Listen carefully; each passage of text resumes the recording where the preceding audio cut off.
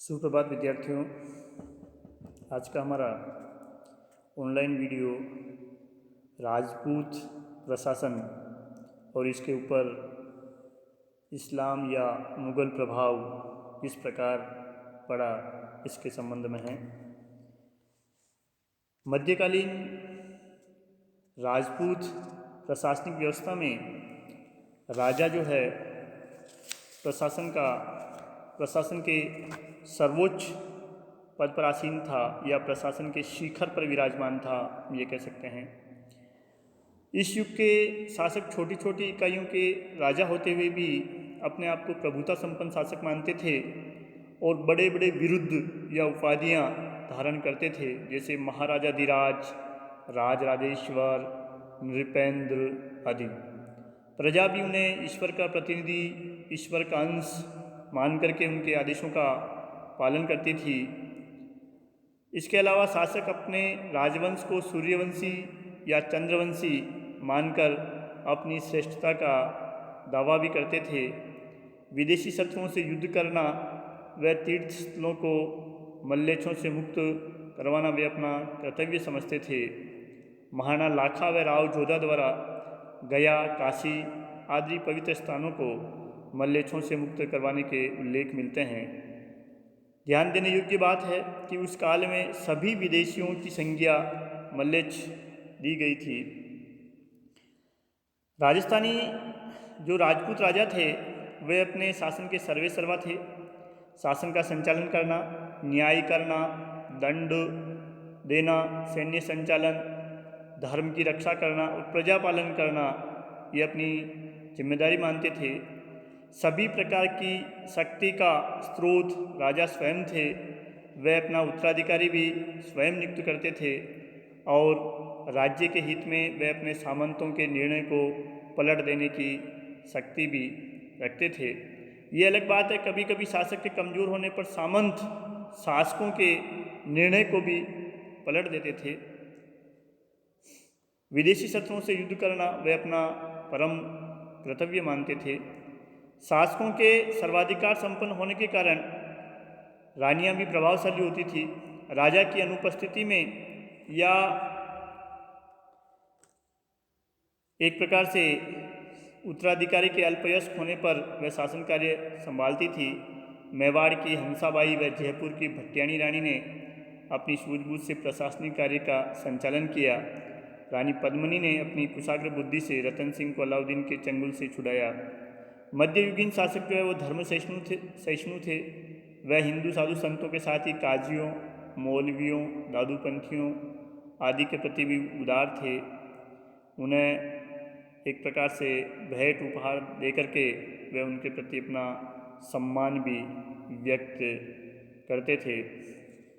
दरबार लगाना, उत्सवों या नियमित अवसरों पर सवारी निकालना, शिकार का आयोजन करना, नक्कारे का प्रयोग करना, अपने सामंतों, कर्मचारियों या नागरिकों को उपाधियां देना, अपराधी को मृत्युदंड देना या अंग भंग की आज्ञा देना, तुलादान करना, पशु युद्ध करवाना आदि शासकों के विशेषाधिकार थे। इसके साथ ही वह साहित्य, कला, व्यापार, वाणिज्य इत्यादि की उन्नति में लगे रहते थे।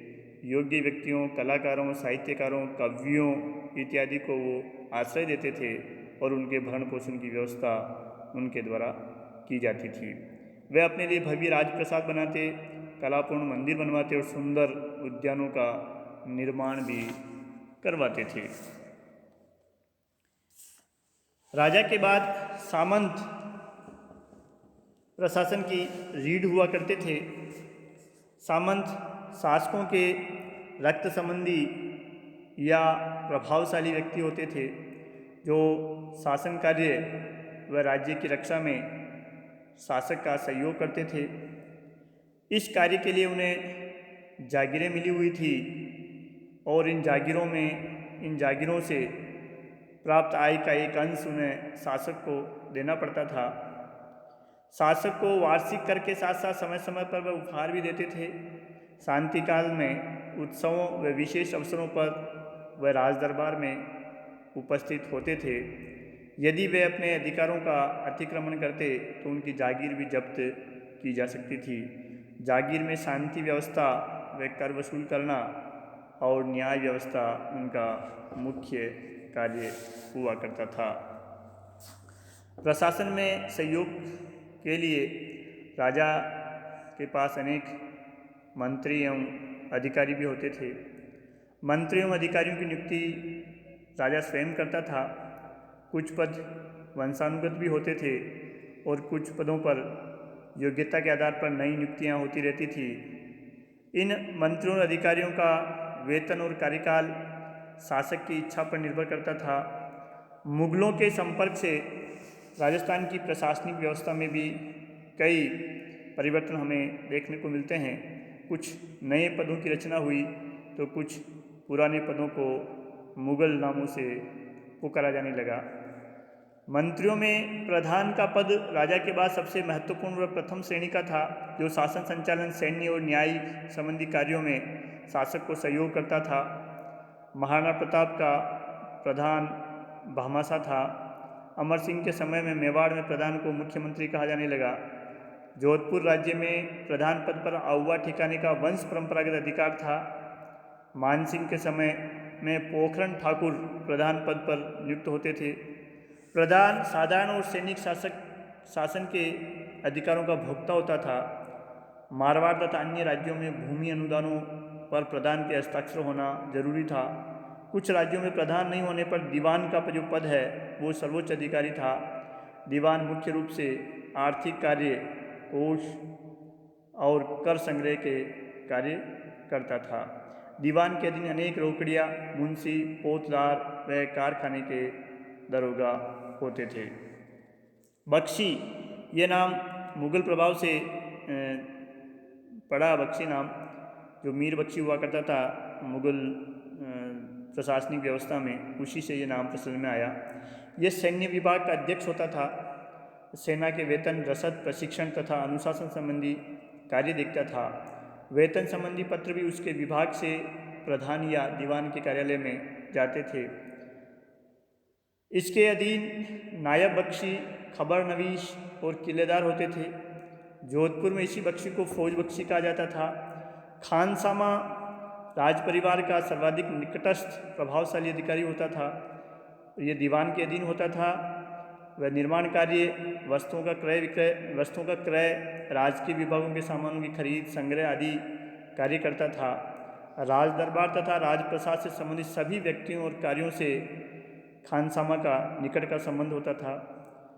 हमें कोतवाल नामक अधिकारी का भी उल्लेख मिलता है, जो कि चोरी डकैती का पता लगाने, वस्तुओं के मूल्य निर्धारित करने, नाप तोल पर नियंत्रण रखने, मार्गों की देखभाल करने, रात्रि गश्त का प्रबंध करने तथा साधारण झगड़ों को निपटाने का कार्य करता था।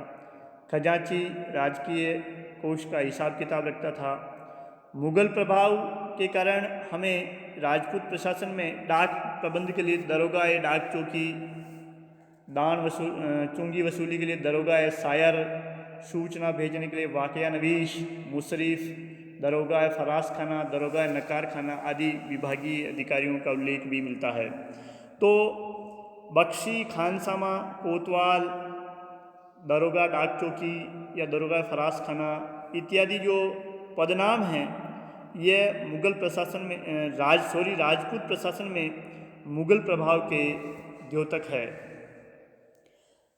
हम राजपूत काल की न्याय व्यवस्था पर दृष्टिपात करें तो हमें पता चलता है कि राजा सर्वोच्च न्यायाधीश होता था और न्याय का स्रोत होता था।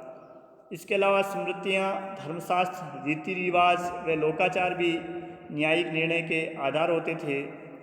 प्रमुख अपराधों में कर नहीं चुकाना, कालाबाजारी, धरोहर श्रम, ठेका, मारपीट, व्यभिचार, हत्या, चोरी, डकैती, मिलावट, कम तोलना, घूस आदि विभिन्न प्रकार के अपराधों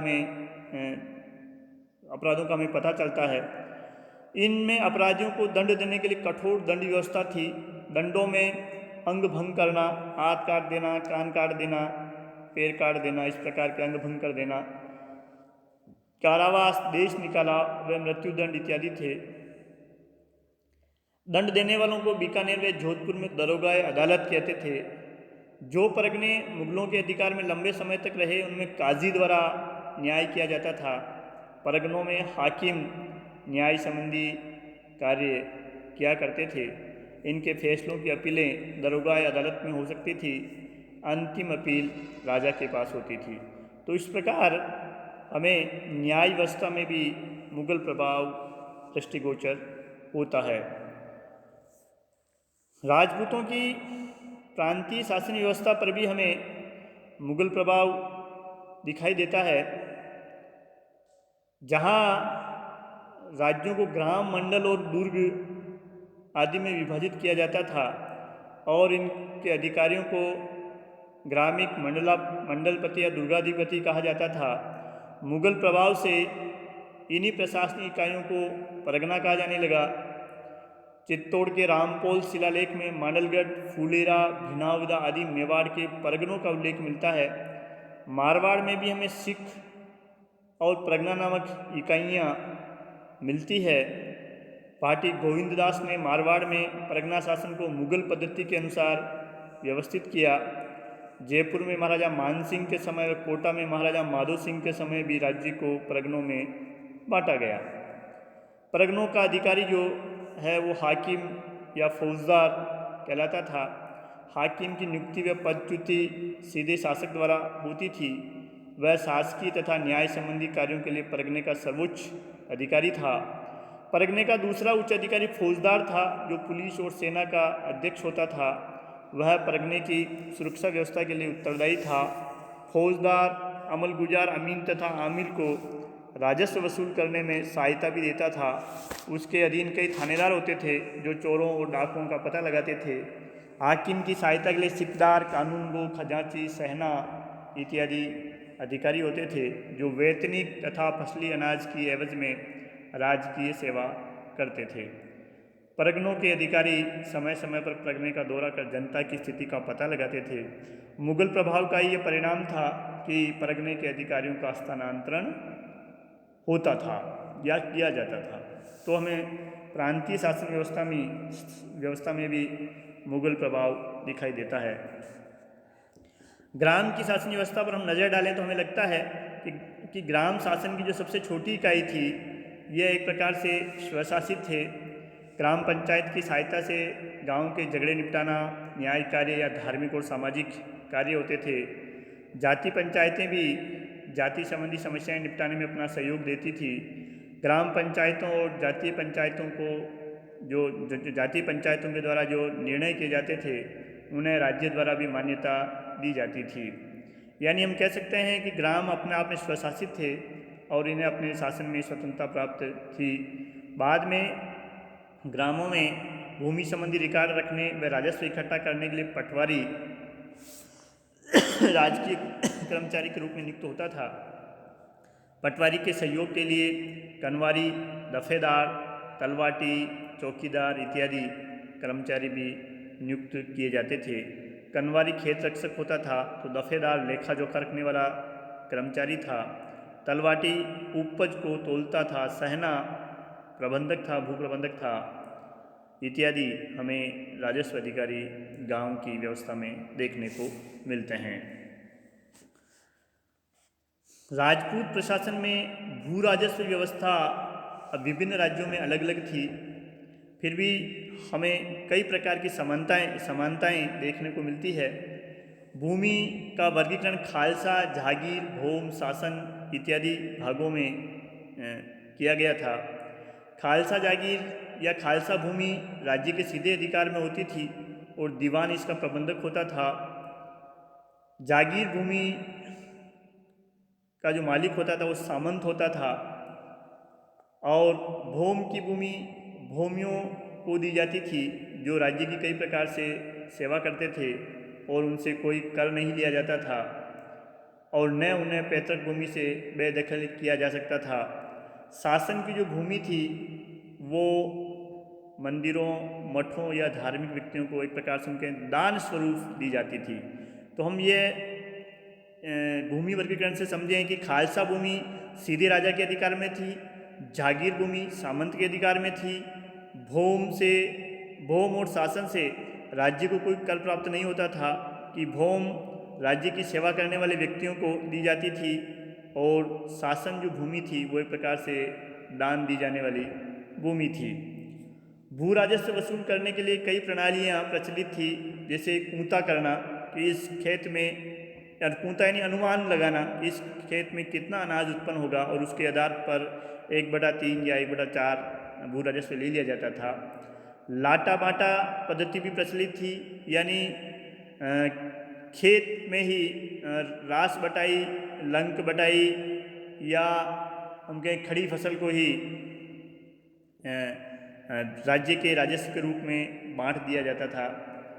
बिगोड़ी यानी प्रति बीघा भूमि से कितना लगान लिया जाता था, 1 रुपया, 2 रुपया, 5 रुपया जो भी था उसे बिगोड़ी कहते थे। ये विशेष रूप से वाणिज्यिक फसलों जैसे गन्ना है, कपास है इत्यादि पर लिया जाता था। जमीन की मुकाता व्यवस्था यानी ठेका पद्धति, एक साथ उस पर कितना लगान होगा यह निर्धारित कर दिया जाता था, चाहे उपज कितनी भी हो, तो ये भी प्रचलित थी।